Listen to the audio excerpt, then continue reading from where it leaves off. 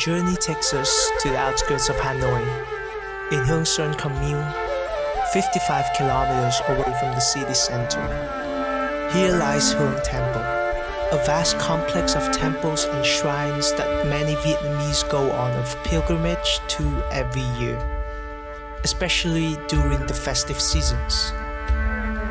To get to the main temples, one would have to travel by boat via the Ian Stream, as the Huong Temple complex is hidden within the mountains and forests, barely accessible by land roads.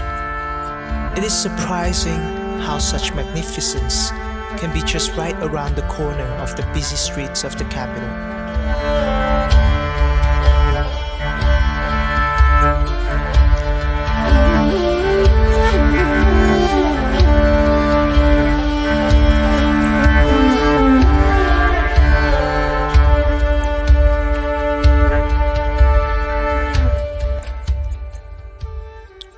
We are joined today by Mrs. Nhan, our fairy woman, a local who has brought thousands of visitors to their pilgrimage destination. She shares with us the stories behind the stream and mountains of this place.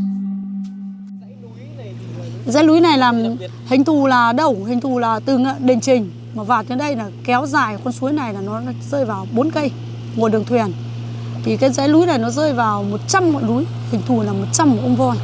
Thì 99 ông làm quay vào chùa Hương, còn một ông không quay. Như kinh nhà Phật mà nói thì cái ông voi này là ông ấy ương bướng. Tại sao 100 ngọn núi mà tại sao quay vào tất cả được? Mà tại sao quả núi này ngang bướng? Nhưng mà trong sự tích ông voi này ông bị oan. The story goes, the streams and mountains were not there to begin with. The mountain ranges were, in actuality, a herd of elephants escorting the main temple. All 100 elephants in total. They were sent by the gods to watch over Thiên Chu Temple, the main temple of the complex. On one occasion, when the gods looked down upon the herd, while all 99 of the 100 elephants were obediently facing towards the temple, the one leading the herd at the front was facing the other way. The furious gods then punished the elephant with a thunderbolt, which left a scar on its behind. This scar is still evident in the elephant mountain slope closest to the pagoda. However, it was just a misunderstanding from the side of the gods.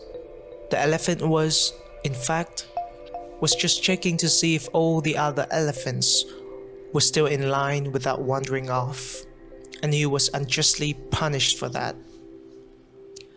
The elephant was saddened griefly by the injustice and shed tears which filled up the stream. A story which illustrates our ancestors' desire to accommodate the origin of their surroundings. A truly fascinating tale.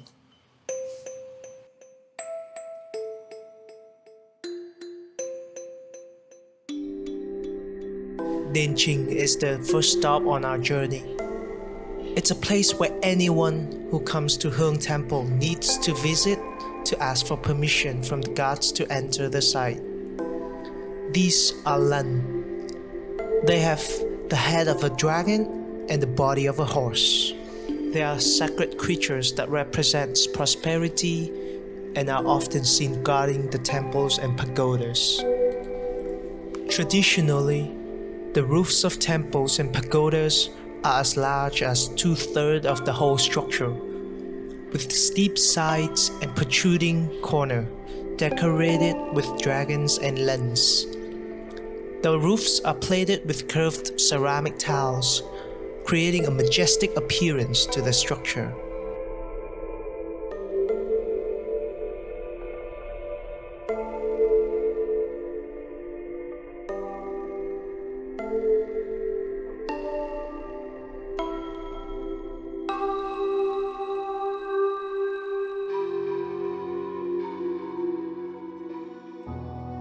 Our second destination is Thiên Chu Temple.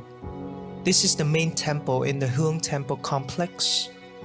Originally built in 1467, The temple lies 200 meters away from Yen Dak.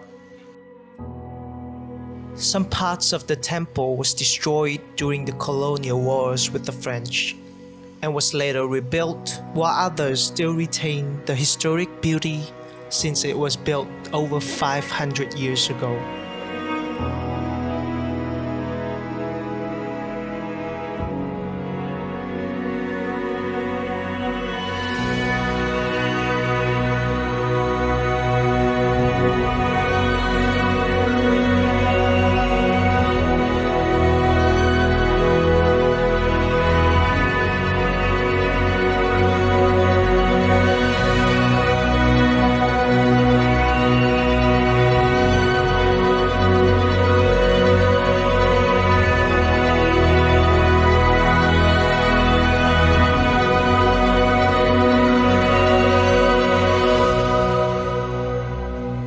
The original bell tower was destroyed during the French bombing of the site. This new one was moved from another pagoda in Hadong District, Hanoi, in 1980. The bells in temples are used in festive activities as well as religious rituals.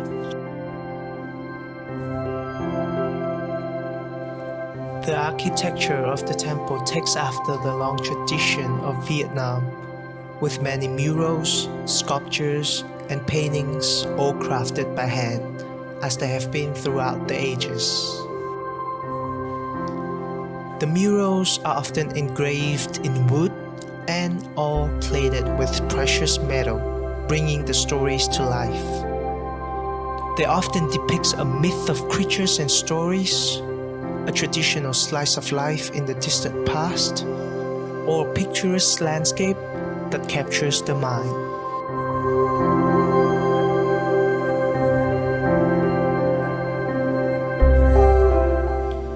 Dragons are present everywhere along our history.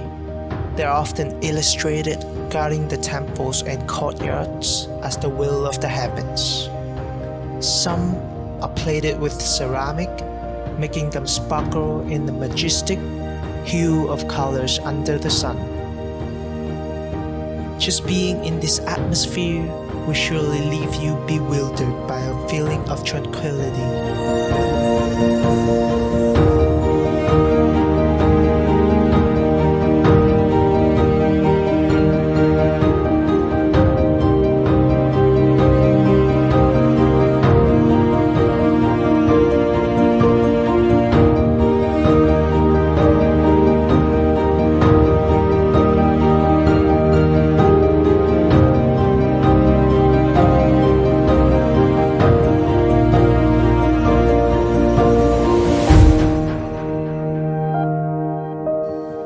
Here is where our journey ends for today. See you next time on another Viet Art Reveal.